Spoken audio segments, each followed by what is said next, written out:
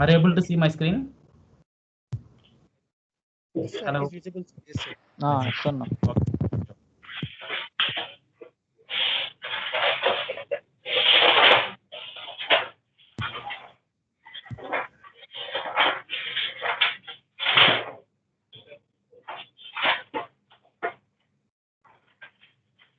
Today first class, okay.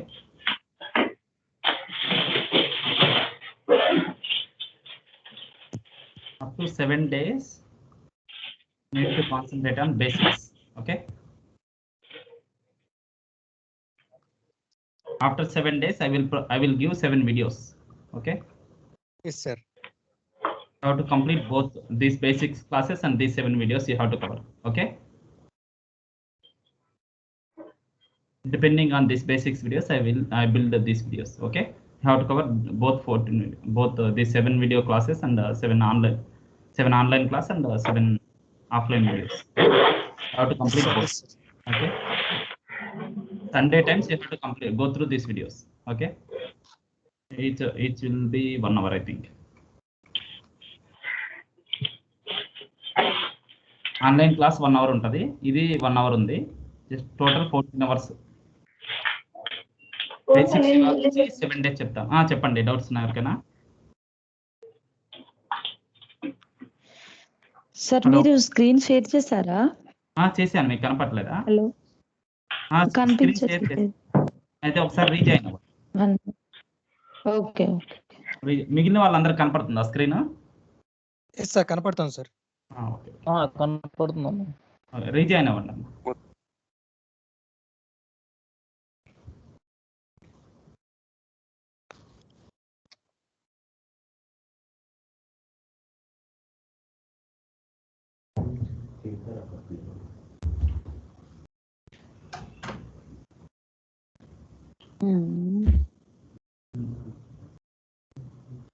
కనపడుతుందమ్మా Adilakshmi?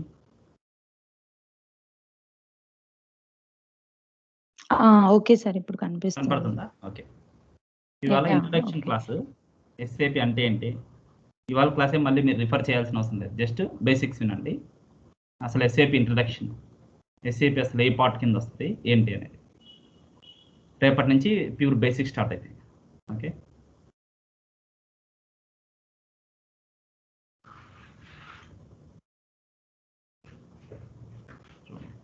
మనకు మార్కెట్లో చాలా ఉన్నాయి, programming language, database, operating system, చాలా ఉన్నాయి. ఏంటి అసలు ఆపరేటింగ్ సిస్టమ్ అంటే మీకు తెలిసింది చెప్పండి. What is operating system? Harshavardhan. Yes, sir. I think you have some idea about software. What is operating system? Yes, sir. Basically, I am having, but right now I am not getting it, sir. Okay. ఇంకెవరైనా చెప్పగలరా operating system అంటే? మీరు వాడుతుంటారుగా, cell Android వాడుతున్నారు, కొంతమంది iPhone వాడుతుంటారు, అవన్నీ operating systems. ఏంటి దాని పర్పస్ ఏంటి?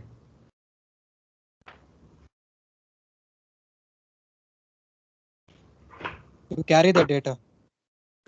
క్యారీ ద డేటా క్యారీ చేసేది database. Database. Database carries the data. Yes, sir. Basha, Harun Basha, operating system అంటే ఐడియా ఉందా? సెషన్ ఇంటరాక్టివ్ గా ఉంటేనే బాగుంటుంది, ఓకేనా? అందరూ Sir, మాట్లాడారు. which is to perform manually. Manually. Okay. Hardware డివైజెస్ని, సాఫ్ట్వేర్ కాంపోనెంట్స్ని రెండింటిని కలిపి మనం ఆపరేటింగ్ సిస్టమ్ ద్వారానే హ్యాండిల్ చేయగలం, ఓకేనా? Yes, sir. హార్డ్వేర్ డివైజెస్ అంటే ఏంటి? ఏవైతే మనం టచ్ చేయగలమో అవన్నీ హార్డ్వేర్ డివైజెస్. మదర్ బోర్డ్ అవ్వచ్చు, లేకపోతే మౌస్, కీబోర్డ్, ప్రతి ఒక్కటి. సాఫ్ట్వేర్ కాంపోనెంట్స్ అంటే యాప్స్ మీరు వాడుతుంటారు అవన్నీ.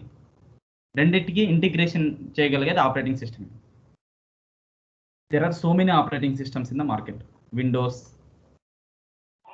ఓకే, ఆండ్రాయిడ్, ఐఓఎస్, చాలా ఉన్నాయి, ఓకేనా? ఆపరేటింగ్ సిస్టము మనకు ఒక ఇంటర్ఫేస్. వితౌట్ ఆపరేటింగ్ సిస్టమ్ మనం ఒక డివైస్తో మనం హ్యాండిల్ చేయలేం. ఏ డివైస్ని మనం వాడడానికి కాదు. ఇప్పుడు మనం ఈ సిస్టమ్ వాడుతున్నామంటే విండోస్ ఓఎస్ మీద ఉంది కాబట్టి, మనం సెల్ ఆపరేట్ చేస్తున్నామంటే అది ఆండ్రాయిడ్, ఐఓఎస్ ఉంటుంది. ఇంతకుముందు సింబయాసిస్ ఓఎస్ అని ఉంటుంది, ఓకేనా? చిన్న సెల్లులకి. అలా ఏదో ఒక ఓఎస్ ఉంటేనే మనం చేయగలం. ఆ హార్డ్వేర్ డివైజెస్ యొక్క యూజ్ కావాలంటే ఆ ఎంబెడ్ అయి ఉండాలి సిస్టమ్. అందుకే ఆపరేటింగ్ సిస్టమ్ ద్వారా మనకి ఇంటర్ఫేస్ లాగా అనమాట, మనం వాడుకోవాలనుకుంటే ఇది. అర్థమైంది అందరికీ ఆపరేటింగ్ సిస్టమ్ అంటే? Yes, sir. OS అర్థమైంది అంటాం. ఓకే, ఎవరికి అర్థం కాకపోయినా స్టాప్ చేయండి. ఆపరేటింగ్ సిస్టమ్ అలానే డేటాబేస్ అని అంటారు. డేటాబేస్ అంటే ఏంటి? Which holds the data. Which holds the data. Data నీకు హార్డ్వేర్ డివైస్ ఉంటుంది కదా, అంటే సెల్లో హార్డ్ డిస్క్ ఉంటుంది కదా, హార్డ్ డిస్క్ సెల్లో కానీ లేకపోతే దాంట్లో సిస్టంలో కానీ హార్డ్ డిస్క్ ఉంటుంది కదా, అదేం చేస్తుంది? Stores the డేటాను data. స్టోర్ చేస్తే store data. Okay, store data. మీరు కొంతమంది వీడియోస్ చూసిండొచ్చు. స్టోరేజ్ అన్న మెమరీ అన్న ఒకటేనా? ఈ No, sir. Storage and memory both No, are sir. Same? No, sir. Both are same, but it will work differently. Okay, storage అంటే పర్మనెంట్గా వర్క్ అవుతుంది, పర్మనెంట్గా స్టోర్ అవుతుంది. ఓకే, మెమరీ అంటే లాజిక్స్. మనకు కూడా రెండు ఉంటాయి, స్టోరేజ్ డిఫరెంట్, మెమరీ డిఫరెంట్. ఓకేనా, లాజిక్ పర్ఫామ్ చేస్తుంది మెమరీ. మెమరీ అంటే మనకి సిస్టంలో ర్యామ్. అసలు ఏంటి లాజికల్గా దీన్ని? స్టోరేజ్ అంటే హార్డ్ డిస్క్. పవర్ ఆఫ్ అయినా సరే, even power went off, the storage what ever the data with in the storage will be available. Okay, after the power on also. Whatever the data is there in the memory, once system is power off, again power will come, there data will be no more. Data ఉండదు power వచ్చిన తర్వాత మెమరీలో. అయితే ఎందుకు ఉంటుందంటే ఇక్కడ electric waves పైన depend అయి ఉంటుంది. ఇది అవసరం లేదు మీకు. ఇక్కడ ఎలక్ట్రోమాగ్నెటిక్ వేవ్స్, మ్యాగ్నెటిజం కూడా ఉంటుంది అనమాట.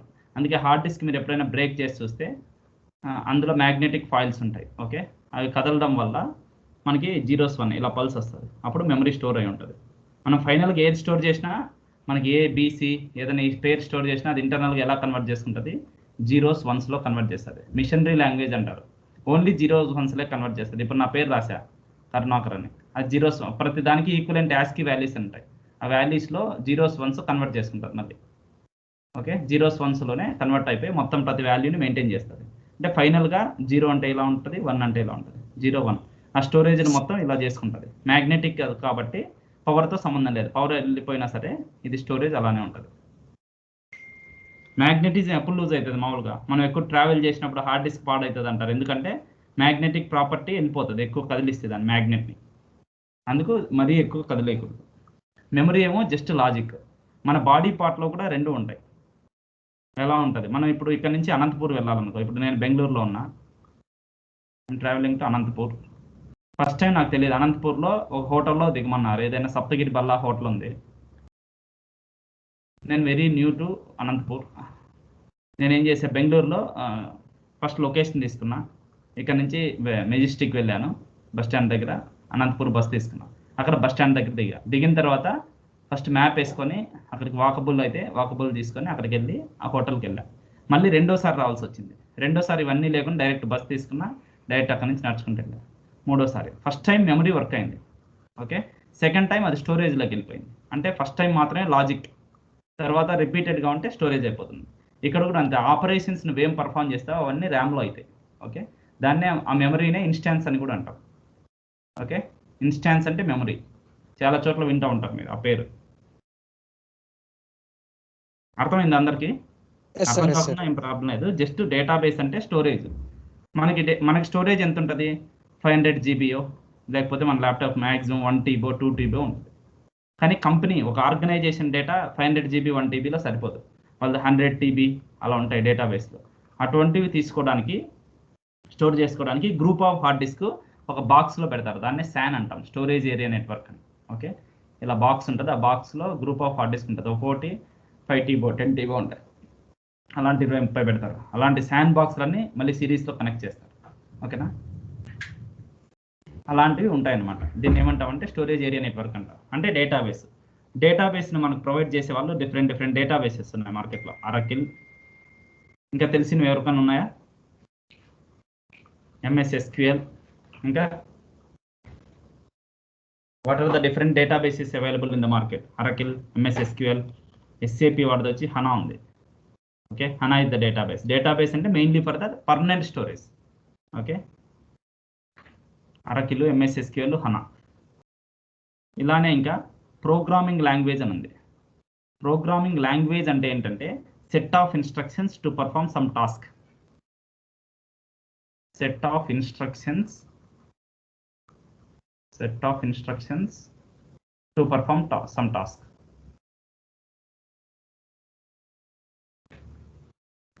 మన లాంగ్వేజ్ అంటే ఏంటి? లాంగ్వేజ్ ఎందుకు వాడతాం మనం? Anyone on the call? Harshavardhan. To communicate, sir. Very good. To communicate we use language. మనం లాంగ్వేజ్ కమ్యూనికేషన్ కోసం వాడతాం. ప్రోగ్రామింగ్ మన లాంగ్వేజ్లో ఏముంటాయి? మన లాంగ్వేజ్ కూడా గ్రామటికల్గా కొన్ని ఇన్స్ట్రక్షన్స్ ఉంటాయి కదా, ఖచ్చితంగా ఇన్స్ట్రక్షన్స్ ఫాలో అయితేనే కదా past tense, future tense, present tense రకరకాలుగా ఉంటాయి. ఓకేనా? అవన్నీ కరెక్ట్ ఫాలో అయితేనే సెంటెన్స్ కరెక్ట్ ఫామ్ అవుతుంది. ఇవన్నీ grammatical rules. Okay, same likewise ఇక్కడ కూడా సెట్ ఆఫ్ ఇన్స్ట్రక్షన్స్ ఉంటాయి. ఆ సెట్ ఆఫ్ ఇన్స్ట్రక్షన్స్ ఫాలో అయ్యేది ఎందుకు? సెట్ ఆఫ్ ఇన్స్ట్రక్షన్స్ మనం ఎక్కడైతే కమ్యూనికేట్ చేస్తామో అలా సిస్టమ్తో ఒక టాస్క్ పర్ఫామ్ చేసుకోవడానికి ప్రోగ్రామింగ్ లాంగ్వేజెస్ వచ్చినాయి మార్కెట్లోకి. There are so many programming languages in the market. Okay, programming languages ఏమున్నాయంటే C, C++, Java, okay, Python, ఇవన్నీ ప్రోగ్రామింగ్ లాంగ్వేజెస్. ప్రోగ్రామింగ్ లాంగ్వేజ్ లాగే ప్యాకేజ్ అని ఒకటి ఉంది. ప్యాకేజ్ ఎవరైనా విన్నారా పేరు ఎప్పుడైనా? ప్యాకేజ్. కానీ ప్రతి ఒక్కరు మ్యాక్సిమం వాళ్ళ లైఫ్ టైంలో వాడింటారు ప్యాకేజ్ని, కంప్యూటర్ బ్యాక్గ్రౌండ్ కాకపోయినా సరే. ప్యాకేజ్ అంటే ఫిక్స్డ్ అనమాట. ఎంఎస్ ఎక్సెల్ ఉంది, ఎంఎస్ ఆఫీస్ ఉంది. MS office is a package. MS office అనేది ఒక ప్యాకేజ్.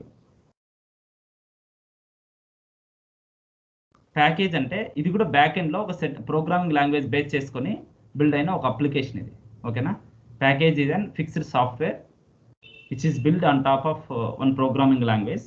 మనకి ఎంఎస్ ఆఫీస్ కానీ ఏమైనా ప్యాకేజ్ ఇవన్నీ ఫిక్స్డ్గా వాడుకోవచ్చు, రెడీ టు యూజ్ అనమాట. ప్యాకేజ్ అంటే ఎప్పుడైనా సరే రెడీ టు యూజ్. మనం ఇప్పటివరకు ఎన్ని డిస్కస్ చేసాం? ఓఎస్ డిస్కస్ చేసాం. Examples Windows, iOS, Android, Symbiosis, like that. Okay, తర్వాత ప్రోగ్రామింగ్ లాంగ్వేజ్ ఏమేమి డిస్కస్ చేసాం? C, C++, Java, Python etcetera.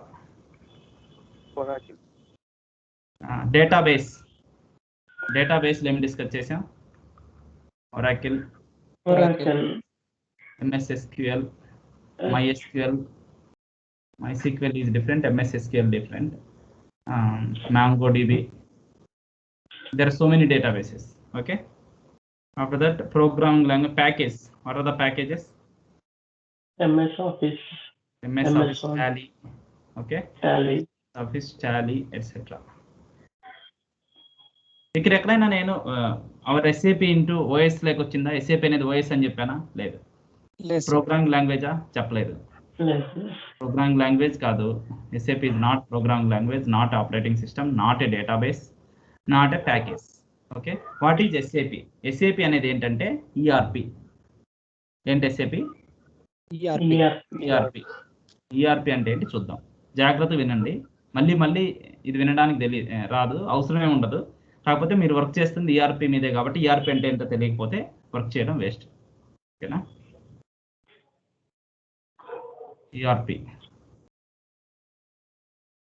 ERP అంటే ఎంటర్ప్రైజ్ రిసోర్స్ ప్లానింగ్. ఏంటి? ఎంటర్ప్రైజ్ రిసోర్స్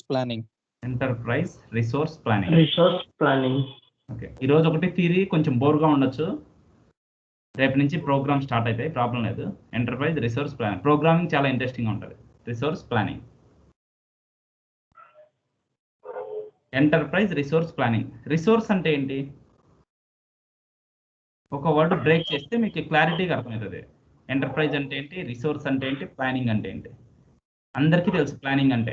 ఓకేనా? నార్మల్గా ప్లాన్ చేసుకోవడం, ఒక తెలుగులో చెప్పాలంటే ఒక ప్రణాళిక వేసుకోవడం, ఏదైనా సాధించడానికి ఒక ప్లాన్ చేసుకుంటాం. Blue print. Gangadhar, what is enterprise? నీకు తెలిసిన ఎగ్జాంపుల్ ఏదో? ఎంటర్ప్రైజ్ అంటే ఏంటి? ఎంటర్ప్రైజ్ అంటే ఒక company sir, company, organization. Very good. Enterprise is nothing but one organization. Enterprise అంటే ఆర్గనైజేషన్. ఆర్గనైజేషన్లో ఏమేమి ఉంటాయి? మామూలుగా డిపార్ట్మెంట్స్ ఉంటాయి. ఓకే, డిపార్ట్మెంట్స్ ఉంటాయి సార్. ఫైనాన్స్ డిపార్ట్మెంట్ అంట, HR department, like sales department, ఇలా రకరకాల డిపార్ట్మెంట్స్ ఉంటాయి. Organization consist of departments. Department, sales department, ఇలా ప్రతి ఆర్గనైజేషన్లో ఇలా డిపార్ట్మెంట్స్ ఉంటాయి. ఓకేనా? ఒక ఆర్గనైజేషన్లో ఇప్పుడు స్కూల్ తీసుకోండి, స్కూల్లో కూడా accounts department, admin staff, sales ఉంటుంది స్కూల్లో. ఓకేనా? రకరకాలు హెచ్ఆర్ ఉంటుంది ఒక్కోసారి కొన్ని కాలేజెస్లో, లేకపోతే head of the department. Please mute చేసుకోండి, ఎవరో సౌండ్ వస్తుంది.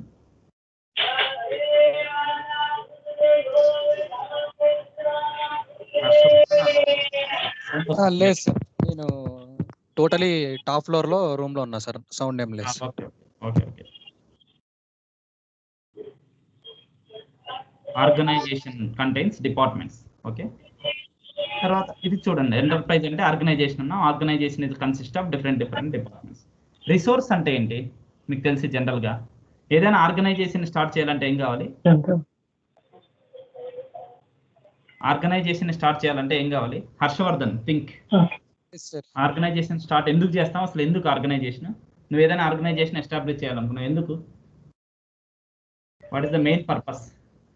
చాలా మంది ఆర్గనైజేషన్ స్టార్ట్ చేస్తుంటారు, దాని బిహైండ్ రీజన్ ఏంటి? ఎందుకు స్టార్ట్ చేస్తారు? ఎవరైనా చెప్పండి. ప్రాఫిట్ కోసం. వెరీ గుడ్, మనీ పర్పస్ అంటే ప్రాఫిట్సే కదా, లాభాల కోసమే కదా చేసేది, ప్రాఫిట్స్ కోసం. Ultimate aim of any organization is profit, to earn profits. నష్టాలు రావడానికి ఎవరు చేయరు కదా. ఓకే, సరే, లాభాలు కావాలని అందరికీ ఉంటుంది, ఆర్గనైజేషన్ పెట్టాలని ఉంటుంది. ఆర్గనైజేషన్ పెట్టాలంటే ఏం కావాలి? Main resources. రిసోర్సెస్ ఏమేం కావాలి? Resources in the sense land, very good. Place. Land కొనాలన్నా కూడా ఏం కావాలి? రిసోర్సెస్, మనీ కావాలి. ఇంకా మనీ ఒకటే ఉంటే సరిపోతుందా? ఎంప్లాయీస్ ప్లానింగ్ ఉండాలి. మనీ కావాలి, పీపుల్ కావాలి, ఇంకా సేల్స్ చేయడానికి సేల్స్ డిపార్ట్మెంట్, పీపుల్ అంటే ఎంప్లాయీస్ అనుకో, ఇక్కడ డిఫరెంట్ డిపార్ట్మెంట్ కావాలి. ఇవన్నీ రిసోర్సెస్, మనీ కానీ, పీపుల్ కానీ, సేల్స్ కానీ, ఇవన్నీ.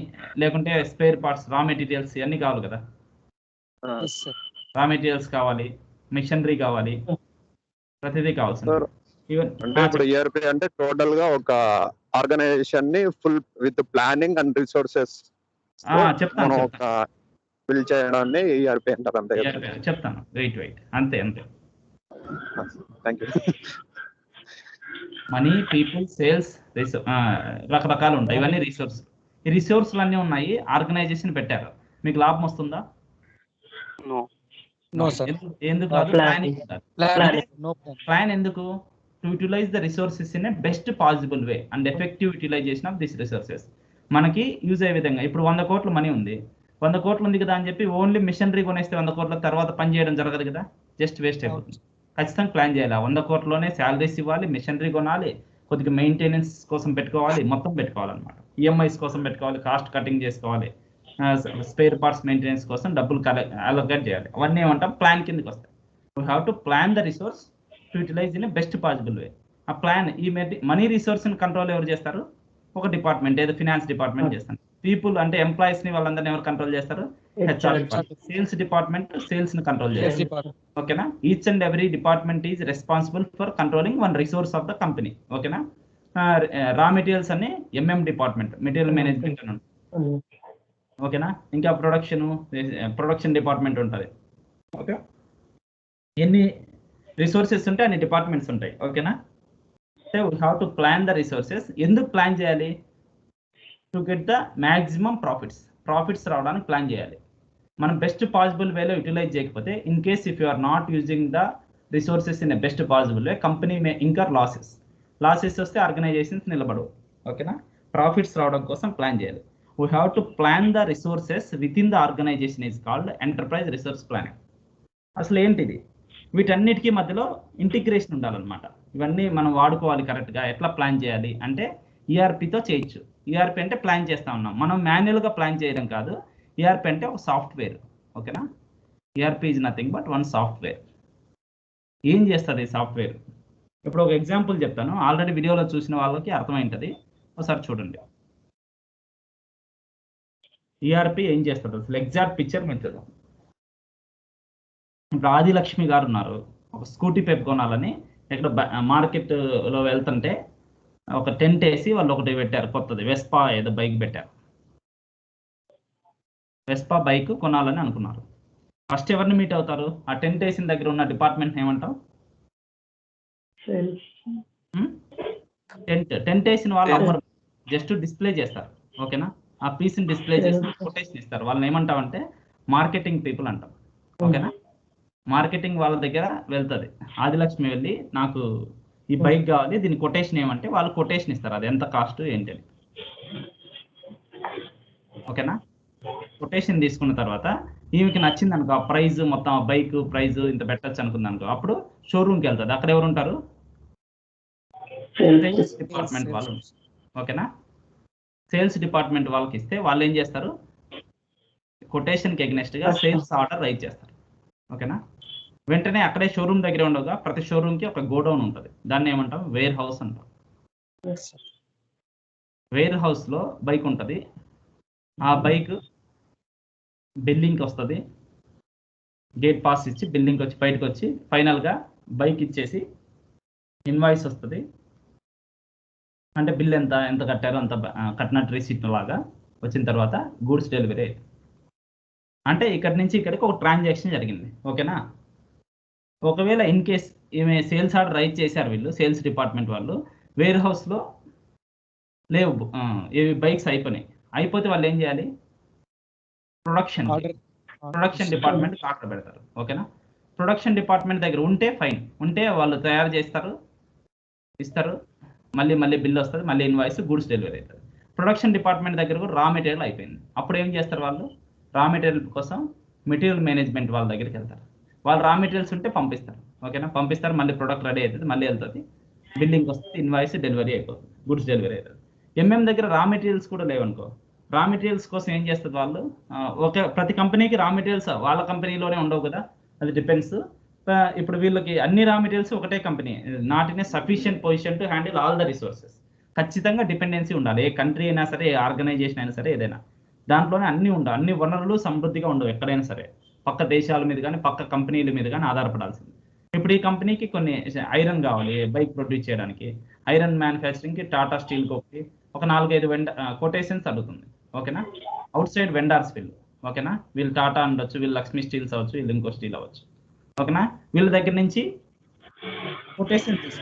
కొటేషన్స్ తీసుకొని బెస్ట్ పాసిబుల్ వే ఏదో అది అనలైజ్ చేసి వీళ్ళ నుంచి రా మెటీరియల్ ప్రొక్యూర్ చేస్తుంది ఒకరి దగ్గర నుంచి. మిగిలిన వాళ్ళకి రిజెక్షన్ పెడతారు, మీ మెటీరియల్ మేము కొనుక్కోవట్లేదు, సారీ మీతో కొనుక్కున్నందుకు అని చెప్పి ఒక మెయిల్ పెట్టేస్తుంది వీళ్ళకి. వీళ్ళతో మెటీరియల్ కొనుక్కొని రా మెటీరియల్ వచ్చింది, మళ్ళీ ప్రొడ్యూస్ అయిపోతుంది. వీళ్ళు ఊరినే ఇస్తారా? డబ్బులు ఇవ్వాలి కదా, డబ్బులు ఇవ్వాలి కాబట్టి మళ్ళీ ఫినాన్స్ డిపార్ట్మెంట్తో చెప్తుంది డబ్బులు సెటిల్ చేయమని, సెటిల్ చేస్తారు. ఓకేనా? ఇప్పుడు ఫైనల్గా వచ్చేసింది ఇక్కడికి. గూడ్స్ డెలివరీ అవ్వడానికి అన్ని డిపార్ట్మెంట్స్ ఏవి? వేర్ హౌస్ అనేది ఒక డిపార్ట్మెంట్, వేర్ హౌస్ మేనేజ్మెంట్ అని ఉంటుంది. బిల్లింగ్కి వచ్చి ఫినాన్సే చూసుకోవచ్చు. ఓకే? ఇన్వాయిస్కి ఒకటి, గూడ్స్ డెలివరీకి ఒకటి, ఇక్కడ ప్రొడక్షన్కి ఒకటి, ఎంఎంకి ఒకటి, వాళ్ళ ఆర్గనైజేషన్ బట్టి ప్రతిదీ చూసుకోవాల్సి వస్తుంది. ఫినాన్స్ డిపార్ట్మెంట్ ఇక్కడ వెండర్స్ని మేనేజ్ చేసుకోవడానికి, పిఓస్ రైజ్ అయితే పర్చేజ్ ఆర్డర్స్, రకరకాల departments to perform one transaction. Transaction అంటే ఏంటి? ఆదిలక్ష్మి గారు మార్కెటింగ్ పీపుల్తో కలిపి కొనుక్కోవాలన్నప్పటి నుంచి ఆమె బైక్ తీసుకునే వరకు ఒక transaction. To perform one transaction so many departments needs to exchange their information. ఓకేనా? మార్కెటింగ్ నుంచి సేల్స్కి, సేల్స్ నుంచి ఇక్కడ. ఇప్పుడు ఎక్స్చేంజ్ కాకపోతే ఏమవుతుంది? ఇప్పుడు సేల్స్ డిపార్ట్మెంట్లో వేర్ హౌస్ వచ్చి అనంతపూర్లోనే ఉంది, ఆమె కూడా అనంతపూర్లో కొనాలనుకుంది బండి, ఇక్కడ నుంచి ఇక్కడికి వచ్చింది. సేల్స్ డిపార్ట్మెంట్ ఇక్కడ ఉంది కాబట్టి ఇక్కడికి వచ్చింది. ఇక్కడ వేర్ హౌస్లో అయిపోయింది. ప్రొడక్షన్ డిపార్ట్మెంట్ ఏదో గుజరాత్లో ఉంది, గుజరాత్ అహ్మదాబాద్లో ఉంది. ఇంకా మేము ఫోన్ చేసి చెప్తామంటే సరిపోదు కదా, అక్కడికి ఆర్డర్ రావాలంటే ఒక ఫాస్టెస్ట్గా ఇంటిగ్రేషన్ ఉండాలి. ఎప్పుడు వస్తుందో తెలియదు, ఆదిలక్ష్మి గారు వచ్చినప్పుడు మీకు ఫోన్ చేస్తాంలే అంటే మీరు అది కొనుక్కుంటారా? కొనుక్కోరు. పక్క షోరూమ్లోకి వెళ్ళి అవైలబుల్లో ఉంది కొనుక్కోరు. అంటే ఇన్ఫర్మేషన్ ఎంత ఫాస్ట్గా ఉంటే మీకు అంత క్విక్గా కొనుక్కోగలరు. మీకు పలానా రోజు మేము డెలివరీ చేయగలం, 10th ఎగ్జాక్ట్గా 10th డేట్ అని చెప్పేస్తే ఫిక్స్ ఇంట్రెస్ట్ ఉంటాం, మనం డబ్బులు కట్టేసి వెళ్ళిపోతాం. అందుకని ఇన్ఫర్మేషన్ అనేది ఎక్స్చేంజ్ అవ్వాలి. If you want to make one transaction, there are different departments needs to exchange the information. Exchange చేసుకోవాలి. ఇక్కడ నుంచి దీన్ని యాక్సెస్ చేసుకోవాలి. సేల్స్ డిపార్ట్మెంట్ నుంచి ప్రొడక్షన్లో ఎన్ని రోజులు పడుతుంది? మీరు ఇవన్నీ డిపార్ట్మెంట్స్కి వెళ్ళలేరు కదా, జస్ట్ మీరు ఏ ఇన్ఫర్మేషన్ అయినా ఇక్కడ నుంచి యాక్సెస్ చేసుకుంటారు. ఈ డిపార్ట్మెంట్ నుంచి ఇక్కడ మొత్తం అంతా ఇక్కడ కూర్చొని సిస్టంలో చూస్తే ఎక్కడ ఉంది, ఏ స్టేజ్లో ఉంది మొత్తం చూడాలన్నమాట. ట్రాకింగ్ అలా ఉండాలి. అంటే ఇన్ఫర్మేషన్ ఎక్స్చేంజ్ చేసుకోవడానికి ఈజీగా ఉండాలి. దానికోసం ఏమవ్వాలి? టైట్లీ ఇంటిగ్రేషన్ అంటారు. Tight integration among the different departments of the organization. ఈ టైట్ ఇంటిగ్రేషన్ అంతా ఒక సాఫ్ట్వేర్ లో ప్రొవైడ్ అయి ఉంటుంది. ఓకేనా, ఆ సాఫ్ట్వేర్ నే ఈఆర్పి అంటే. ఓకే, అంటే ఈఆర్పి సాఫ్ట్వేర్ మీరు కొనుక్కున్నారంటే దాంట్లో అన్ని డిపార్ట్మెంట్స్ జనరిక్ గా ఉంటాయి, అందరికీ సరిపోయేటట్టు. దాన్ని బట్టి మళ్ళీ మనం ఒకరు తీసుకుని ఇంప్లిమెంటేషన్ పార్ట్నర్ వాళ్ళ బిజినెస్ కి తగ్గట్టు తయారు చేసుకుంటారు. అది ఒక ఈఆర్పి అంటే. అర్థమైందా అందరికి? అర్థం కాకపోతే చెప్పండి, మళ్ళీ చెప్తా. ఆదిలక్ష్మి గారు అర్థమైందా?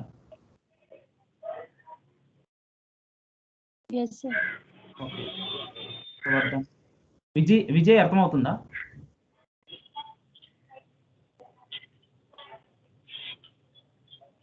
అరుణ్ భాష మీకు అర్థమవుతుంది కదా? Sir, no problem. ఇది ఈఆర్పి అంటే ఇది. ఈఆర్పీలు రకరకాలు ఉన్నాయి మార్కెట్లో. ఓకేనా, ఈఆర్పీలు చాలా ఉన్నాయి. అందులో బెస్ట్ ఈఆర్పి ఎస్ఏపి. అది ఎంత పవర్ఫుల్ గా ఉందంటే 70% ఆఫ్ ద వరల్డ్ మార్కెట్ ని ఇదే శాసిస్తుంది, ఎస్ఏపిని. ఓకే, ఎస్ఏపి ఈఆర్పి అంత పవర్ఫుల్ గా ఉంది.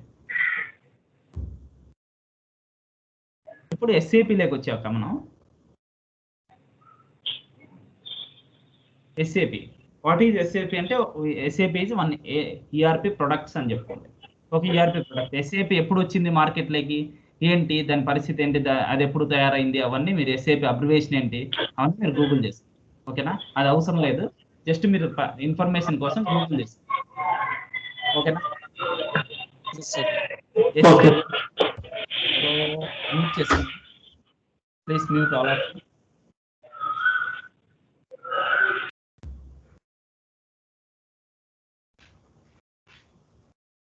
ఓకే,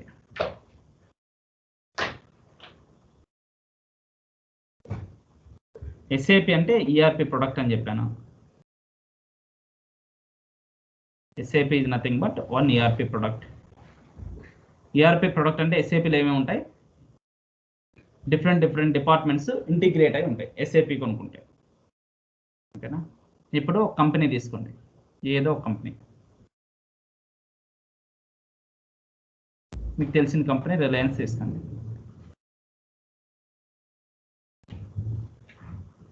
రిలయన్స్ కంపెనీ చాలా చోట్ల ఉంది, చాలా ప్రొడక్ట్స్ని తయారు చేస్తుంది, సేల్ చేస్తుంది, మెటీరియల్ మేనేజ్మెంట్, ఎస్డి, ఫినాన్స్, రకరకాల డిపార్ట్మెంట్స్ ఉన్నాయి ఇందులో. ఓకేనా, రిలయన్స్ కంపెనీలో. అప్పటిదాకా వీళ్ళు పేపర్లో చేస్తున్నారు అనుకున్నాం, మార్కెటింగ్ అంతా పేపర్లో, వాళ్ళ ఇన్ఫర్మేషన్ అంతా పేపర్లో స్టోర్ చేసుకున్నారు, కస్టమర్ డీటెయిల్స్ని కానీ. ఓకేనా, మొత్తం అన్ని పేపర్లో మార్కెట్ చేస్తారు, లేకుంటే ఎక్సెల్లోనో పేపర్లోనో ఏదో ఒకటి ఎక్సెల్ షీట్లో మెయింటైన్ చేస్తున్నారు అనుకున్నాం. కానీ రిలయన్స్ పీపుల్ బిజినెస్ గ్రో అయ్యే కొద్దీ Excel sheet not in a position to handle. అంటే ఎందుకంటే ఇక్కడ డిఫరెంట్ డిపార్ట్మెంట్ యొక్క ఇన్ఫర్మేషన్ ఇంటిగ్రేట్ అయి ఉండదు ఎక్సెల్లో. మనకి ఇంటిగ్రేషన్ కావాలి, ఫాస్టర్ యాక్సెస్ కావాలి. ఇది కంట్రీస్ వైజ్ స్ప్రెడ్ అయిపోయింది. Reliance company spread across different state among the India and outside the country also. ఓకేనా, స్ప్రెడ్ అయిపోయింది కాబట్టి వీళ్ళ బిజినెస్ యాక్సెసిబిలిటీ ఫాస్ట్ ఉండాలని Excel sheet is not in a sufficient to provide the services across the countries. అంత ప్రొవైడ్గా అంత ఫాస్టర్గా ఉండదు. ఫాస్ట్గా లేకపోతే ఏమవుతుంది, మార్కెట్లో వెనుకబడిపోతారు. అందుకని ఈఆర్పి తీసుకుంటారు, ప్రతి కంపెనీ తీసుకుంటుంది ఈఆర్పి తీసుకుంది. ఈఆర్పి ఏది తీసుకోవాలని డిసైడ్ అయింది, ఎస్ఏపి తీసుకోవాలని డిసైడ్ అయ్యి ఎస్ఏపి తీసుకుంది. రిలయన్స్ కంపెనీకి ఎస్ఏపి తెలుసా? తెలియదు కాబట్టి వీళ్ళు ఏం చేస్తారంటే ఒక ఇంప్లిమెంటేషన్ పార్ట్నర్కి ఇస్తారు. ఎస్ఏపి కొనుక్కొని ఒక ఇంప్లిమెంటేషన్ పార్ట్నర్, సపోజ్ టీసీఎస్కి ఇచ్చారనుకున్నాం. ఓకేనా, టీసీఎస్ అనే వాడికి నాకు ఎస్ఏపి ఇంప్లిమెంట్ చేయాలనుకున్నాను అని చెప్పి వీళ్ళు కొన్న సాఫ్ట్వేర్ వీళ్ళకి ఇవ్వాలి. Reliance wants to implement the SAP and meets with the implementation partner TCS. టీసీఎస్ని ఏమంటాం? ఇంప్లిమెంటేషన్ పార్ట్నర్ అంటాం. Implementation partner. TCS is nothing but implementation partner. ఈ రిలయన్స్ని వీటిని క్లయింట్ అంటాం. ఓకేనా, ఇప్పుడు మనకి on behalf of this Reliance మీకు డౌట్ రావచ్చు, ఎస్ఏపి ఎవరు అమ్ముతారంటే ఎస్ఏపి కంపెనీనే అమ్ముతారు. ఎస్ఏపి కంపెనీ ఎస్ఏపి అమ్మినప్పుడు మళ్ళీ వీళ్ళు టీసీఎస్తో ఇంప్లిమెంటేషన్ చేయించుకోవాల్సిన అవసరం ఏంటి, ఎస్ఏపినే చేయొచ్చు కదా, ఆ ప్రొడక్ట్ రిలీజ్ చేసినప్పుడు ప్రొడక్టే సరిపోవచ్చు కదా అనిపించచ్చు. ఎస్ఏపి బిజినెస్ ఏంటి, ఎస్ఏపి ప్రొడక్ట్ని రిలీజ్ చేస్తుంది. ఇట్లాంటి రిలయన్స్ లాంటి కంపెనీలు కొన్ని లక్షలు ఉంటాయి ఎస్ఏపి కోసం, ఎస్ఏపి వాడేది. ఓకేనా, ఆ కంపెనీలన్నీ ఒక్కో కంపెనీకి ఒక్కో స్పెసిఫిక్ రిక్వైర్మెంట్ ఉండొచ్చు. అది పాసిబుల్ కాదు. It is impossible to predict all companies business requirements across the world wide. ప్రతి కంపెనీ యొక్క బిజినెస్ రిక్వైర్మెంట్ ఎలా ఉంటుందో చెప్పడం కష్టం, ఎవరికైనా గెస్ చేయడం కూడా కష్టమే. అందుకే SAP వాడు ఏం చేస్తాడు, జనరిక్ గా ఒక ప్రొడక్ట్ రిలీజ్ చేస్తాడు. ఆ ప్రొడక్ట్ ని ఎవరైనా సరే రిలయన్స్ లాగా కొనుక్కుంటారు. కొన్న తర్వాత ఖచ్చితంగా వాళ్ళు ఇంప్లిమెంటేషన్ పార్ట్నర్కి ఇచ్చుకుంటే ఇంప్లిమెంటేషన్ పార్ట్నర్ వాళ్ళ రిక్వైర్మెంట్స్ కి తగ్గట్టుగా చేస్తారు. అదనమాట మార్కెట్ ఏదైనా సరే. అందుకు SAP బిజినెస్ కాదు అది. SAP it is impossible to predict all companies requirements. అందుకు TCS వాడు ఏం చేస్తాడు, on behalf of Reliance project TCS people is recruiting 3 types of consultants. ఓకేనా, 3 types of SAP consultant recruit చేసుకుంటారు. ఏ టైప్ వాళ్ళు, functional consultant, technical consultant, functional consultant, technical consultant, basis consultant, వాడిని admin consultant అని కూడా అంటారు. Basis consultant 3 types of consultant ని recruit చేసుకుంటారు. ఎవరు, TCS. ఎందుకు, to implement the Reliance project. ఇప్పుడు ఒక్కొక్కరు పని ఏంటి, ఫస్ట్ ఫంక్షనల్ కన్సల్టెంట్ పని ఏంటి, ఒక్క 2 నిమిషాల్లో వినండి సింపుల్ గా. ఫంక్షనల్ కన్సల్టెంట్ పని ఏంటి? ఫంక్షనల్ కన్సల్టెంట్ అంటే SAP మీద ఐడియా ఉంటుంది. SAPలో ERP ప్రొడక్ట్లో ఏమేమి ఉన్నాయి ఆ ఫీల్డ్స్ మీద కానీ అన్నిటి మీద కంప్లీట్ ఐడియా ఫంక్షనల్ కన్సల్టెంట్కి ఉంటుంది. అంటే ERPలో ఏమేమి ఉంటాయి, డిఫరెంట్ డిపార్ట్మెంట్స్ ఉంటాయి. సాఫ్ట్వేర్లో MM డిపార్ట్మెంట్ ఉంటుంది, HR డిపార్ట్మెంట్ ఉంటుంది, ఓకేనా, SD డిపార్ట్మెంట్ ఉంటుంది, ఫినాన్స్ డిపార్ట్మెంట్ ఉంటుంది. అన్ని డిపార్ట్మెంట్స్ ఎట్లా ఉంటాయి, సాఫ్ట్వేర్లో ఉంటాయి. MM డిపార్ట్మెంట్ అంటే దానికి సంబంధించిన ట్రాన్సాక్షన్స్, HRకి సంబంధించిన ట్రాన్సాక్షన్స్, సేల్స్కి సంబంధించిన ట్రాన్సాక్షన్స్ జనరిక్గా ఎవరికైనా సరిపోయి ఉంటాయి. అవి వీళ్ళకి ఐడియా ఉంటుంది ఫంక్షనల్ వాళ్ళకి. రిలయన్స్, ఓకేనా, రిలయన్స్లో ఫిజికల్గా ఉంటాయి వీళ్ళందరూ. MM డిపార్ట్మెంట్ మెటీరియల్స్ తయారు చేస్తూ ఉంటారు, రా మెటీరియల్స్ అన్ని ప్రొక్యూర్ చేస్తూ ఉంటుంది. ఇక్కడ HR డిపార్ట్మెంట్ ఉంటుంది, ఇక్కడ సేల్స్ డిపార్ట్మెంట్ ఉంటుంది, ఇక్కడ ఫినాన్స్ ఉంటుంది. ఓకేనా, అన్ని డిపార్ట్మెంట్స్ ఇక్కడ ఉంటాయి. ఇవి ఫిజికల్గా ఉంటాయి. ఓకేనా, ఇవి వర్చువల్గా ఉంటాయి. వర్చువల్ అంటే సాఫ్ట్వేర్. ఓకేనా, ఇవి ఫిజికల్గా ఉంటాయంటే అక్కడ మిషన్స్ కానీ మనుషులు అంతా ఉంటారు. ఈ బిజినెస్ అంతటిని ఇక్కడ HRలు ఎంతమంది ఉన్నారు, వాళ్ళ డీటెయిల్స్ ఏంటి, వాళ్ళ పని ఏంటి, మొత్తం సేల్స్ ఎంత ఉంటుంది అంతా, వీళ్ళిద్దరికి మధ్య కమ్యూనికేషన్. వీళ్ళకేమో ఒక్కొక్కరికి ఏదైనా సరే బిజినెస్ జరగాలంటే ట్రాన్సాక్షన్స్ కావాలి. ఓకేనా, ట్రాన్సాక్షన్స్, ప్రతిదానికి ట్రాన్సాక్షన్స్ ఉంటాయి. రా మెటీరియల్ ప్రొక్యూర్ చేయాలంటే కొన్ని ట్రాన్సాక్షన్స్ కావాలి. HR వాళ్ళు ప్రొసీజర్స్ అంటే ఎంప్లాయీస్ జాయిన్ అయినా రిజైన్ చేసినా వాళ్ళన్ని సమ్ ప్రొసీజర్స్ ఉంటాయి. SD సేల్స్ చేయాలంటే some procedure, sales order raise చేయాలి, డైరెక్ట్ బిల్లింగ్, ఇన్వాయిస్ మొత్తం వచ్చేంత వరకు ప్రతిదానికి ట్రాన్సాక్షన్స్ ఉంటాయి. SAPలోనూ ఉంటాయి. ఇక్కడ మామూలుగా వాళ్ళ ప్రొసీజర్ అప్పటి వరకు ఏం జరుగుతుంటాయి అవి జరుగుతుంటాయి. ఇప్పుడు వీళ్ళు ఏం చేస్తారంటే SAP వాళ్ళు, SAP functional consultant Reliance business టీమ్తో ఒకసారి ఇంటరాక్ట్ అయ్యి ఒక మీటింగ్లో కూర్చొని ఆ మీటింగ్లో వీళ్ళకి ఎన్ని ఫీల్డ్స్ అవసరం, ఎన్ని స్క్రీన్స్ అవసరం, ఎన్ని ట్రాన్సాక్షన్స్ అవసరం. సపోజ్ SAP వాడు 1000 ట్రాన్సాక్షన్స్ ఇచ్చినాడు. ఓకేనా, కానీ వీడికి 1000 అవసరం లేదు, జస్ట్ 100 ట్రాన్సాక్షన్స్ చాలు. ఆ 9900 ట్రాన్సాక్షన్స్ అవసరం, 100 ట్రాన్సాక్షన్స్ చాలు. ఆ 100లో కూడా జస్ట్ ఒక 50 యాజ్ ఇట్ ఈస్గా వాడచ్చు. SAP వాడిస్తే ఇట్లా ఇచ్చారంటే యాజ్ ఇట్ ఈస్గా వాడచ్చు 50. ఒక 20 వాళ్ళ రిక్వైర్మెంట్కి తగ్గట్టు న్యూ స్క్రీన్స్ కావాలి, న్యూ ట్రాన్సాక్షన్స్ కావాలి. ఓకేనా, న్యూ ట్రాన్సాక్షన్స్ డెవలప్ చేయాలనుకున్నారు. ఇంకో 30 వచ్చేసి వాళ్ళు SAP వాడు ఇచ్చిన ట్రాన్సాక్షన్స్కే కొన్ని ఎక్స్ట్రాగా వాడాలనుకున్నారు, ఎన్హాన్స్మెంట్ చేయాలనుకున్నారు.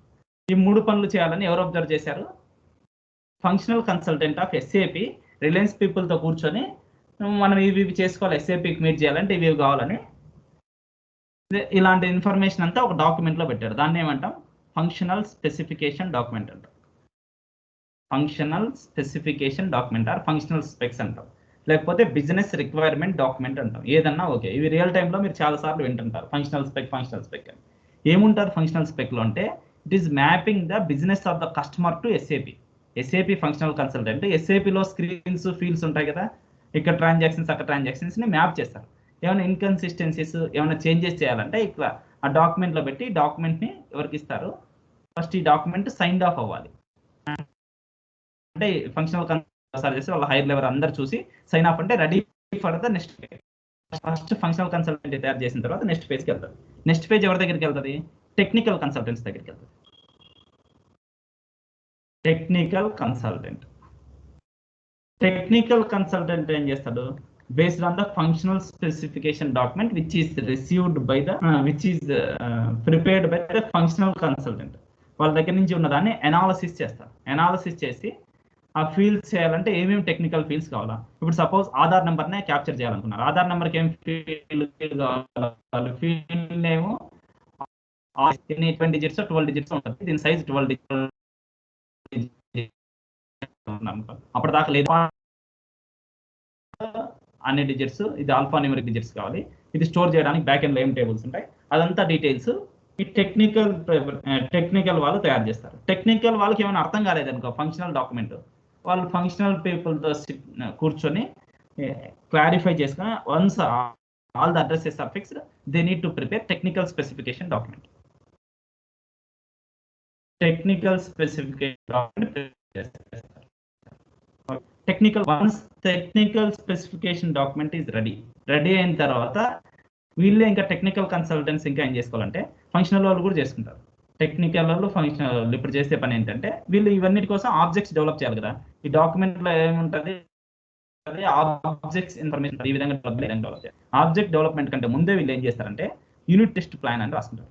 యూనిట్ టెస్ట్ ప్లాన్ అంటే ఏం లేదు, inputs 1, input 2, output, expected output, original output, వచ్చిన అవుట్పుట్ ఏంటి, ఎక్స్పెక్టెడ్ అవుట్పుట్ ఏంటి, ఒక గ్యాప్.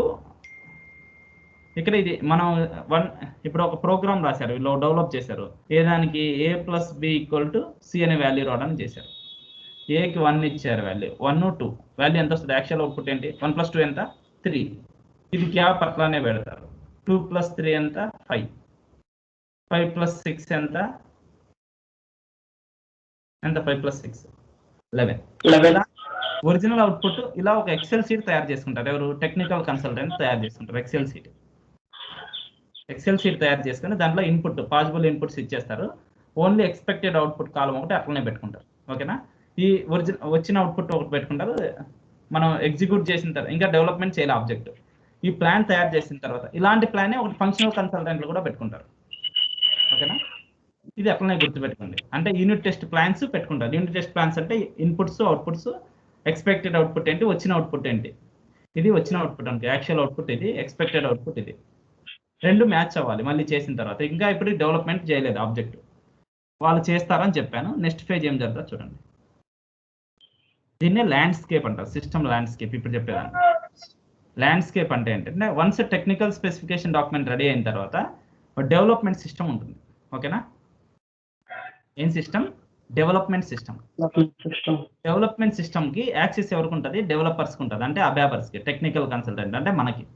టెక్నికల్ కన్సల్టెంట్ ఈ సిస్టమ్తో యాక్సెస్ తీసుకుని అంటే ఈ సిస్టంలోకి వెళ్ళి వాడి ఆబ్జెక్ట్స్ అన్ని డెవలప్ చేస్తాం. ఓకేనా, ఎస్ఏపి ఎన్వైరన్మెంట్లో ఏం డెవలప్ చేసినా దాన్ని ఏమంటాం, ఆబ్జెక్ట్ అంటాం. ఆబ్జెక్ట్ డెవలప్ చేసిన తర్వాత ఇది ఏం చేస్తాడు, వీడి ఆబ్జెక్ట్ సరిగా పనిచేస్తుందా లేదా అని వీడి యూనిట్ టెస్ట్ కేసెస్తో చెక్ చేసుకుంటాడు. ఇందాక ఎక్సెల్ షీట్లో చెప్పాక ఇన్పుట్ 1, ఇన్పుట్ 2 ఇచ్చి ప్రోగ్రామ్ ఎగ్జిక్యూట్ చేస్తారు. చేస్తే ఎక్స్పెక్టెడ్ అవుట్పుట్ వచ్చిందా, ఓకే, అన్ని ఎక్స్పెక్టెడ్ అవుట్పుట్ అవ్వాలి. ఒకటి తప్పు వచ్చినా ప్రోగ్రామ్ చేంజ్ చేస్తాడు. ఓకే, అన్ని కరెక్ట్ అయినాయనుకో యూనిట్ టెస్ట్ ప్లాన్ సక్సెస్ అయినట్టు. సక్సెస్ అయిన తర్వాత వీడు దీన్ని ఎక్కడికి మూవ్ చేయాలి, డెవలప్మెంట్ తర్వాత టెస్టింగ్ ఫేజ్ ఉంటుంది. ఇప్పటివరకు చేసిన టెస్ట్ ఎవరు, వాడే చేసుకున్నాడు, సెల్ఫ్ టెస్ట్. వాడి ఆబ్జెక్ట్ వాడే కరెక్ట్ అని టెస్టిఫై చేసుకున్నారు. తర్వాత someone needs to be testify your object is correct అని. అది ఎవరు చేస్తారంటే క్వాలిటీ సిస్టంలో చేస్తారు. Objects are move to quality. ఎట్లా మూవ్ అవుతాయంటే కొన్ని ట్రాన్స్ఫర్మేషన్స్ ఉంటాయి, సిస్టమ్ ల్యాండ్స్కేప్ ట్రాన్స్ఫర్మేషన్స్ కానీ, లేకుంటే ట్రాన్స్పోర్ట్ రిక్వెస్ట్ మేనేజ్మెంట్ కానీ, ఈ టెక్నిక్స్తో ఒక సిస్టమ్ నుంచి ఒక సిస్టమ్కి మొత్తం పంపిస్తారు. ఓకేనా, ఆ సిస్టమ్కి పంపిస్తే క్వాలిటీ సిస్టంలో ఆల్రెడీ ఎవరికి యాక్సెస్ ఉంటుంది, క్వాలిటీ సిస్టమ్కి ఫంక్షనల్ కన్సల్టెంట్ ఉంటుంది. Already functional people ready with their own functional test cases మన దగ్గర ఎలా ఉన్నాయో వాళ్ళ దగ్గర కూడా అలా టెస్ట్ కేసెస్ ఉంటాయి. ఆ టెస్ట్ కేసెస్కి ఎగనెస్ట్గా మన డాక్యుమెంట్ మొత్తం, మన ప్రోగ్రామ్ కానీ ఆబ్జెక్ట్ మొత్తం ఎగ్జిక్యూట్ చేసి చెక్ చేస్తారు. ఒకటి రాంగ్ వచ్చినా మళ్ళీ వెనక్కి పంపుతారు, మనం చేంజెస్ చేయాలి. ఫైనల్గా ఎప్పటిదాకా వీళ్ళ టెస్ట్ కేసెస్ అన్నీ సక్సెస్ అయ్యానుకో అప్పుడు ఇది ఆబ్జెక్ట్ కరెక్ట్ అండి. అప్పుడు ఏం చేస్తారు, అక్కడి నుంచి మూవ్ చేస్తారు. ఎక్కడికి మూవ్ చేస్తారు, ప్రొడక్షన్కి మూవ్ చేస్తారు. డెవలప్మెంట్ నుంచి క్వాలిటీ, మొత్తం క్వాలిటీలో కూడా బాగున్నాయంటే అక్కడ నుంచి సేమ్ ఎస్ఎల్టీ కానీ టీఆర్ కానీ చేసి క్వాలిటీ నుంచి ప్రొడక్షన్కి మూవ్ చేస్తారు. ప్రొడక్షన్ సిస్టమ్కి ఎవరికి ఉంటుంది యాక్సెస్, ఓన్లీ ఎండ్ యూజర్స్కి ఉంటుంది. ఎండ్ యూజర్స్ అంటే ఎవరు, ఇప్పుడు మీరు మార్కెట్కి వెళ్తారు, సూపర్ మార్కెట్కి, అక్కడ ఎవరైతే కౌంటర్ దగ్గర ఉన్నారో వాళ్ళు యూజ్ చేస్తున్నారు మన ప్రోడక్ట్ని, వాళ్ళకి ఇవన్నీ మనం డెవలప్ చేసిన ఆబ్జెక్ట్స్ అవన్నీ తెలియదు. అదే మనకి యాక్సెస్ ఇచ్చారనుకో ప్రొడక్షన్ సిస్టమ్కి, ఇంకేమైనా ఉంటుందా, మొత్తం ప్రోగ్రామ్ చేసి డీబగ్ చేసి మొత్తం చీట్ చేయొచ్చు. ఫంక్షనల్ కన్సల్టెంట్కి ఉండదు యాక్సెస్, టెక్నికల్ వాళ్ళకి ఉండదు. ప్రొడక్షన్ డైరెక్ట్ అల్టిమేట్ ప్రొడక్ట్ ఉంటుంది, ఇక్కడ వాడుకుంటారు డైరెక్ట్. వాళ్ళకి ఎండ్ యూజర్స్కి నాలెడ్జ్ ఉండదు. Without knowing whatever the technicality behind this they are using the product. ఆ ప్రొడక్ట్ అంత బ్యూటిఫుల్గా మనం తయారు చేయాలి, వాళ్ళకి అర్థమయ్యేటట్టు. వాళ్ళకి టెక్నికల్ నాలెడ్జ్ ఏమి ఉండదు ఎండ్ యూజర్స్కి, జస్ట్ ఇంటర్మీడియట్ అయిపోయింది. డైరెక్ట్ వచ్చేసి ఎండ్ యూజర్ గా జాయిన్ అంటారు, చాలా మంది ఉంటారు. ఓకేనా, ఎస్ఏపి ఎండ్ యూజర్స్ అంటారు. ప్రతి కంపెనీ ఫైనల్ గా వాడే ఎండ్ యూజర్స్. ఇప్పుడు ఇక్కడ మనకి డెవలప్మెంట్ సిస్టమ్ కి వీళ్ళకి మాత్రమే యాక్సెస్ ఉండాలి, క్వాలిటీకి వీళ్ళకి మాత్రమే యాక్సెస్ ఉండాలి, ప్రొడక్షన్స్ వీళ్ళకి మాత్రమే యాక్సెస్ ఉండాలి అనేది ఎవరు కంట్రోల్ చేస్తారంటే బేసిస్ పీపుల్ కంట్రోల్ చేస్తారు. Basis people will provide the infrastructure and provide the authorisations for which system exactly whom will control. Development system is controlled by the only technical system, quality system having authority over the functional consultant, production system access is only given to the end users. చెప్పండి, ఎవరికైనా doubts ఉన్నాయా? ఎవరో చెప్తున్నారు something, feel free to ask anything.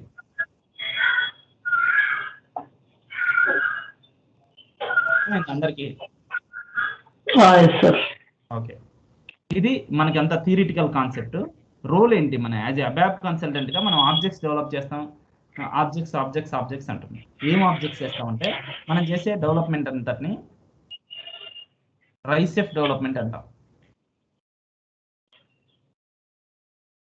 రైసెఫ్, RICEF. ఒకప్పుడు W కూడా ఉండేది, ఇప్పుడు తీసేసారు దాంట్లోంచి వర్క్ ఫ్లో, అది అవసరం లేదు. రైసెఫ్, RICEF, రైసెఫ్ డెవలప్మెంట్ అంటారు. రైసెఫ్ అంటే ఏదో కన్ఫ్యూజ్ అవ్వక్కర్లేదు. ఆర్ అంటే రిపోర్ట్స్. ఓకే, రిపోర్ట్స్ అంటే ఏంటి? Reports are nothing but summary of data. ఎందుకు రిపోర్ట్ డెవలప్ చేస్తారంటే ఒక డిసిజన్స్ మేకింగ్ కానీ లేకుంటే ఏ చేయాలన్నా సరే అనాలిసిస్ చేయాలంటే రిపోర్ట్స్ తయారు చేస్తారు. ఓకేనా, మనం అబాప్ లో ఈ రిపోర్ట్స్ తయారు చేస్తాం. ఎన్ని రకాల రిపోర్ట్స్ ఉన్నాయంటే 3 టైప్స్ ఉన్నాయి రిపోర్ట్స్.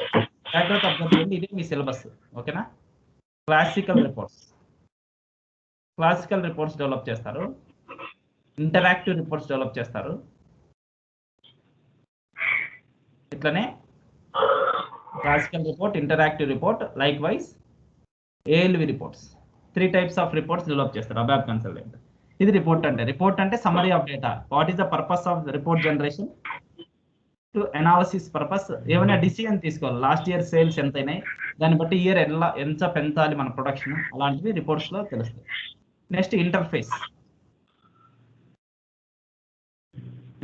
అంటే ఏంటంటే communication, day to day communication. ఇప్పుడు మీరు A అనే కంపెనీ ఉంది, B అనే కంపెనీతో డైలీ ఈ 2 బిజినెస్ చేసుకుంటున్నాయి. వీటి డేటా ఎక్కడికి రావాలి. సపోజ్ ఈయన SAP వాడుతున్నాడు, ఈయన SAP వాడుతుంటే SAP టు SAP కమ్యూనికేషన్ జరగాలి, డైలీ ట్రాన్సాక్షన్ జరగాలి. సపోజ్ ఈయన నాన్ SAP వాడుతున్నాడు, మనం SAP వాడుతున్నాం, SAP టు నాన్ SAP అయినా సరే కమ్యూనికేషన్ జరగాలి. వాడి దగ్గర ఎంత ఉంది, వీడి దగ్గర ఎంత ఉంది, ట్రాన్సాక్షన్ మొత్తం వీళ్ళు ఏ బిజినెస్ లో ఇన్వాల్వ్ అయితే ఆ బిజినెస్ లో. ఓకేనా, ఇప్పుడు ఏం లేదు, మీరు రా మెటీరియల్ తెచ్చుకోవాలి ఇక్కడ నుంచి, P సిస్టమ్ నుంచి ఇక్కడికి, ఆ రెండింటి మధ్య ట్రాన్సాక్షన్ జరగడానికి ఇంటర్ఫేసెస్ ఉంటాయి. ఓకేనా, to make the daily communication we go with interfaces. మనకి ఇంటర్ఫేసెస్ ఎన్ని ఉంటాయంటే 2 రకాల ఇంటర్ఫేసెస్ తో వర్క్ చేస్తాం మనం, BAPI అండ్ ఐడాక్స్. తో చేస్తాం. ఓకేనా, తర్వాత కన్వర్షన్స్ అంటే ఏంటి? కన్వర్షన్స్ అంటే ఇందాక రిలయన్స్ ప్రాజెక్ట్ అన్నాం కదా, రిలయన్స్ వాడు SAPని ఇంప్లిమెంట్ చేయాలనుకున్నాడు. అప్పుడు దాకా వాడు డేటా అంతా ఎక్సెల్ సిస్టంలో ఉంది. ఎక్సెల్ సిస్టమ్ అంటే SAP సిస్టమ్ కానీ ఏ సిస్టమ్ అయినా నాన్ SAP సిస్టమ్ అనే దానికంటే లెగసీ సిస్టమ్ అంటాం నేర్చుకోండి. లెగసీ సిస్టమ్ అంటే non SAP system, whether it may be Java, .NET or any system. Okay, legacy system లో నుంచి డేటాని SAP ఇంప్లిమెంట్ చేస్తుంది కాబట్టి ఫస్ట్ టైం లెగసీ సిస్టమ్ లో ఏ డేటా ఉందో దాన్ని అందరికీ SAPకి మైగ్రేట్ చేయాలనుకున్నానుకో దానికోసం కన్వర్షన్ టెక్నిక్స్ వాడు. There are conversion techniques. If you are implementing SAP for the first time, if you want to maintain all the legacy data into the SAP system through conversion techniques, we can go with. Conversion techniques మనకి ఏమున్నాయంటే BDC, batch data communication అని ఉంది. ఇది programmatic base గా ఉంటుంది. ఓకేనా, batch data communication కాకుండా ఇంకా వేరే కూడా ఉన్నాయి. LSMW అనేది ఇది ఒక tool, legacy system migration workbench అని టూల్. డైరెక్ట్ గా మనం వాట్సాప్ అన్ని ఎలా వాడతాం అలా వాడడమే. Legacy system migration workbench రకరకాలు ఉన్నాయి. UX లోడర్ రకరకాలు. ఇవి కన్వర్షన్స్ అయిన తర్వాత ఎన్హాన్స్మెంట్స్, ఫార్మ్స్.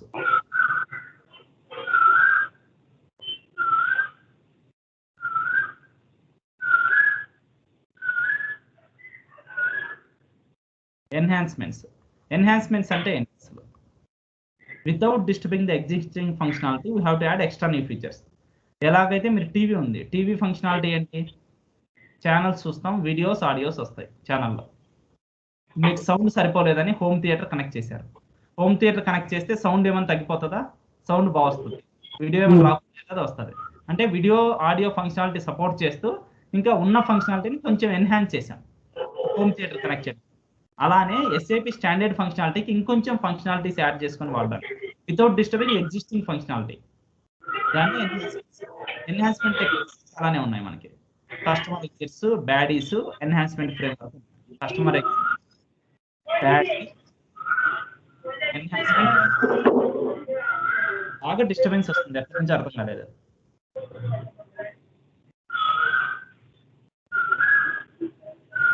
గంగాధర్ సార్ దగ్గర నుంచి ఏం డిస్టర్బెన్స్ లేదు సార్. నీ దగ్గర నుంచి లేదా?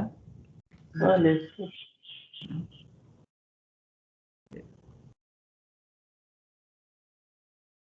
ఇప్పుడు అందరు ఇది ఎన్హాన్స్మెంట్ అంట. తర్వాత ఏంటంటే ఫార్మ్స్ అని ఉన్నాయి. Sir, can you explain enhancement once again? Enhancements, okay, 1 minute. Yes.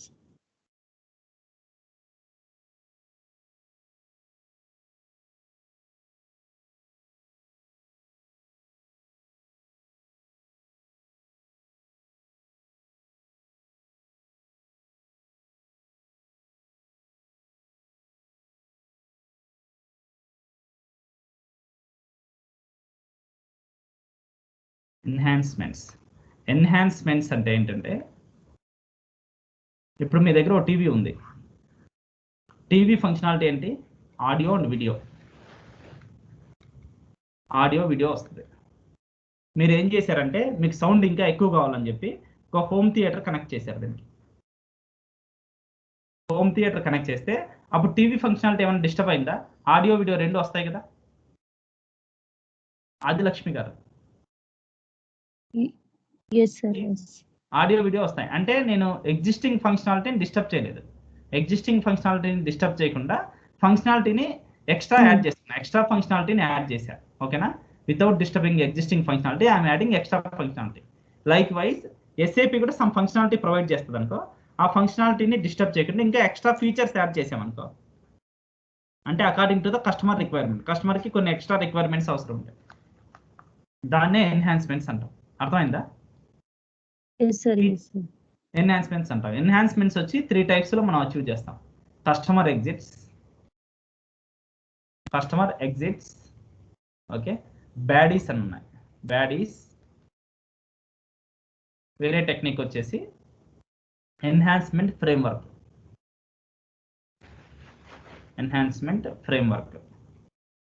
ఈ 3 టెక్నిక్స్ లో చేస్తాం మనం ఎన్హాన్స్మెంట్స్. అంటే ఏం లేదు, ఇప్పుడు స్టాండర్డ్ ఎస్ఏపిలో ఒక ఫీల్డ్ మిస్ అయింది, ఫీల్డ్ లేదు, అది మనం యాడ్ చేయాలనుకున్నాం. త్రూ ఎన్హాన్స్మెంట్స్ మనం యాడ్ చేయొచ్చు. ఓకేనా? అప్పటిదాకా బిజినెస్లో ఆధార్ కార్డు క్యాప్చర్ చేసుకోవడం లేదు. కంపెనీ కానీ లేకపోతే ఇండియన్ గవర్నమెంట్ కానీ మీకున్న ప్రతి కస్టమర్స్ యొక్క డీటెయిల్స్ మీ దగ్గర ఉండాలి అని చెప్పి కొత్త రూల్ పాస్ చేసింది అనుకో, అప్పుడు ఆధార్ కార్డు క్యాప్చర్ చేసుకోవడానికి ఒక ఫీల్డ్ పెట్టాలి కదా. అది ఆల్రెడీ ఉన్న ఫంక్షనాలిటీని డిస్టర్బ్ చేయకూడదు, అక్కడ రావాలనుకో ఎన్హాన్స్మెంట్కి వెళ్తాం. ఓకేనా? అర్థమైందా? Yes sir, yes sir, I got it. అర్థమైంది. ఓకే. ఆఫ్టర్ ఎన్హాన్స్మెంట్ ఫార్మ్స్ అంటే ఏంటంటే every business document have some business documents, billing documents కానీ చాలా డాక్యుమెంట్స్ ఉంటాయి. ప్రతి ఫామ్ లేకుండా ఏది ఉండదు. మీరు మోడ్కి వెళ్తారు, ఆడ ఒక ఫామ్ ఇస్తారు. ఓకేనా? అంత అయిపోయిన తర్వాత ఒక బిల్లింగ్ డాక్యుమెంట్స్ కానీ రిసీట్స్ కానీ ఇవన్నీ ఫార్మ్స్ అంటారు. ఓకేనా? ఫార్మ్స్ కూడా మనకి 3 types ఉన్నాయి. స్క్రిప్ట్స్ అని అవుట్డేటెడ్, స్మార్ట్ ఫార్మ్స్ అని, లేకుంటే అడోబే ఫార్మ్స్ అని ఉన్నాయి. ఓకేనా? Adobe forms very advanced, smart forms currently use చేస్తున్నాం. ఓకే, స్మార్ట్ ఫార్మ్స్ అంటే ఏం లేదు, బిల్లింగ్ డాక్యుమెంట్ అని. ఓకేనా? మనం as part of our syllabus smart forms discuss చేస్తాం. స్క్రిప్ట్స్ అవుట్డేటెడ్, అడోబే ఫార్మ్స్కి సపరేట్ సర్వర్ కావాలి. ఓకేనా? అడోబే ఫార్మ్స్ మీరు కంపెనీలో ట్రైనింగ్ తీసుకోవచ్చు. స్మార్ట్ ఫార్మ్స్ నుంచి అడోబే ఫార్మ్స్కి జంప్ అయితే వాళ్ళే ట్రైనింగ్ ప్రొవైడ్ చేస్తారు. మనం ఇక్కడ సిస్టమ్స్లో డిస్కస్ చేసుకోవడానికి సపరేట్ సర్వర్ అవసరం అనమాట. ఓకే, అందుకు అడోబే స్మార్ట్ ఫార్మ్స్ వస్తే Adobe forms easy. If you know smart forms clearly, Adobe forms it is very easy. Okay, ఇంకా మిగిలినవన్నీ మనం డిస్కస్ చేస్తాం.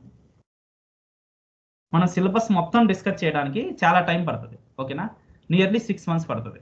అందుకని 6 months నేను కేటాయించకుండా జస్ట్ ఒక 2 to 3 monthsలో అయిప్ చేస్తాను సిలబస్.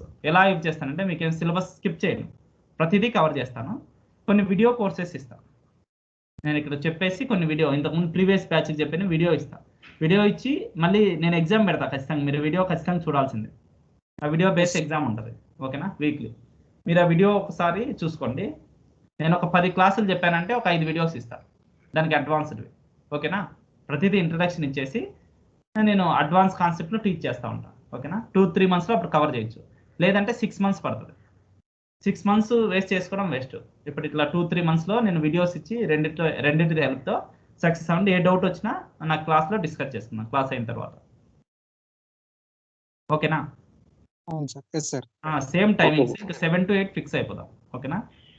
Okay 7 to 8. ఎవరికైనా ఏమైనా డౌట్స్ ఉంటే చెప్పండి. ఫీజ్ పర్టికులర్స్ వచ్చి ఒక ఇంకా 2 days క్లాస్ విని తర్వాత డిసైడ్ అవ్వండి, ఓకేనా. 2 days క్లాస్ విని తర్వాత డిసైడ్ అవ్వండి. డిసైడ్ అయితే కంటిన్యూ, ఇష్టమైతే కంటిన్యూ అవ్వచ్చు, లేదంటే లేదు, ఓకే.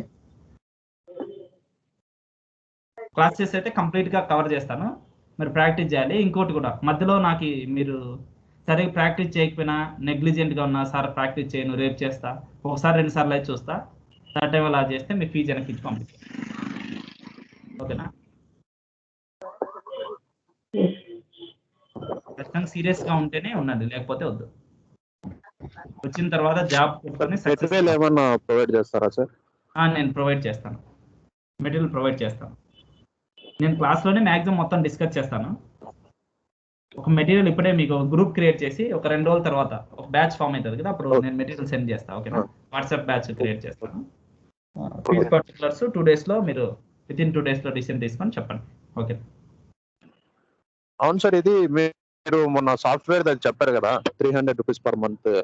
అది ఇంకా బ్యాచ్ స్టార్ట్ అయినాక లేదు సార్, అది పర్మనెంట్ గా మనం తీసుకునేకుండా ఎలా సార్? అది పర్మనెంట్ గా పర్మనెంట్ గా గంగాధర్కి ఏదో చెప్పారంట 1000 రూపీస్ ఎంత ఇస్తే పర్మనెంట్ ఇస్తారనేసి. అది కూడా చేయొచ్చు. కాకపోతే ఏమైందంటే సిస్టమ్ హార్డ్ డిస్క్ మొత్తం పాడైపోతుంది అలా చేసుకుంటే. ఇంకా నువ్వు సిస్టమ్ వేరే దానికి వాడుకోవాలి, ఓన్లీ డెడికేటెడ్ టు SAP వాడుకోవాలి. ఎందుకు అలాంటిది?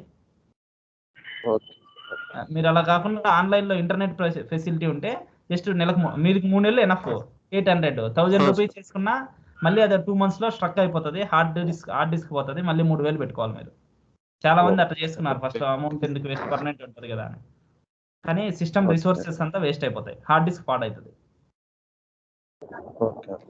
ఇంటర్నెట్ సర్వరే బెస్ట్, ఓకేనా. ఇంటర్నెట్ కనెక్షన్ లేకపోతే తీసుకోండి, ఇంకా అప్పుడు ఏం చేయలేరు, ఓకేనా. సరే, ఇంకెవరికైనా డౌట్స్ ఉన్నాయా? 1 by 1. ఆదిలక్ష్మి ఏమైనా డౌట్ ఉన్నాయా? ఆదిలక్ష్మి ఇంట్లో ఉన్నట్టుంది. హలో, డౌట్స్ ఏమైనా ఉన్నాయా ఆదిలక్ష్మి? లేవు సార్. అంటే నాకు మంత్లీ 300 అంటే మీరు సాఫ్ట్వేర్ ప్రొవైడ్ చేస్తారా మాకు ప్రాక్టీస్ చేసుకోవడం కోసం? నేను ప్రొవైడ్ చేయండి, నేను ఒక నెంబర్ ఇస్తే వాళ్ళు ఇస్తారు, ఓకేనా. వాళ్ళకి ఫోన్ చేస్తే మీరు తీసుకోవచ్చు. అది రిమోట్ సర్వర్. అవునవును. ఇంకా ఏమైనా డౌట్స్ ఉన్నాయా?